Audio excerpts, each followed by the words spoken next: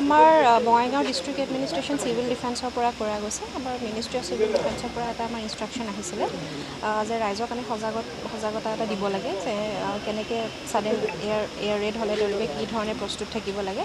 আৰু তাৰ বাবে আজি আমাৰ এই মক ড্ৰিলটো অনুষ্ঠিত কৰা হৈছে। তাতে আমাৰ চিভিল ডিফেন্সৰ ফালৰ পৰা প্ৰায় 150 ভলেণ্টিয়াৰ্ছ আছিলে আৰু একচুৱেলি দুটা ফেজত কৰিব লাগে। আজি আমাৰ ফাৰ্ষ্ট ফেজটো আৰু নেক্সট ফেজটো আমি নৱেম্বৰত কৰিম।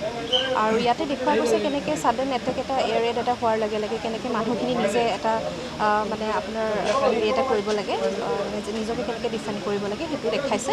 আপোনালোকে দেখিছে অলৰেডি এইটো কেনেকৈ মাটিত থৈ পিনে তেওঁলোকে কৰিছে। আৰু তাৰপিছতে কেনেকৈ আমাৰ গভমেণ্টৰ ফালৰ পৰা চিভিল ডিফেন্সৰ ফালৰ পৰা আহি পিনে মেডিকেল টিমো আছে, তাৰপিছত ফায়াৰ ব্ৰিগেডো আছে, কেনেকৈ আহি পিনে আপোনাৰ ফায়াৰ ব্ৰিগেডে আহি পিনে জুইটো নুমুৱাইছে, তাৰপিছত মানুহখিনি কেনেকৈ ভিতৰৰ পৰা ৰেস্কিউ কৰি আনি পিনে আৰু যোনটো আৰ্জেণ্ট মেডিকেল এটেনশ্যন লাগে সেইটো কেনেকৈ দিছে আৰু কেনেকৈ গোটেইখিনি কৰা হয় সেই বস্তুটো আজি মক ড্ৰিলত দেখুওৱা গৈছে।